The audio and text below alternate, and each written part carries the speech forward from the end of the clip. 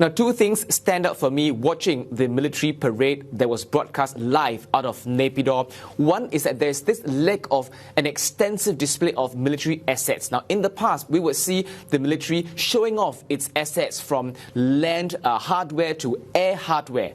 This time round, it's only towards the end of the parade that we saw a very small aerial display by the Myanmar Air Force. Now, I reached out to security analyst Rizwan Rahmat from Jane's, and he says this shows just how overstretched the Myanmar army is because it simply can't produce its assets at the parade ground in Naypyidaw. It could also mean that the Myanmar army is having difficulty to secure spare parts or spare components that would allow these pieces of hardware to be produced at the parade ground in Naypyidaw. And the fact that the aerial display showcases very few planes could also mean that the active planes, the actual planes, are being deployed on the battleground on the front line. And this again shows you the extent of the violence that's happening between the Myanmar army and their opponents.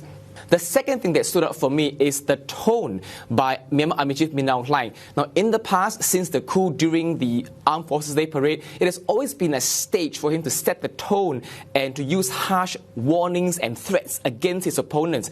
This time round, even though he took pains to paint the National Unity Government's People Defence Force, as well as highlight some ethnic armies as terrorists, he did not use harsh words against them. Now, in the past, he had used words such as annihilate his opponents to the end. This time round, he said that it is timely to take preventive measures against these groups to thwart their actions.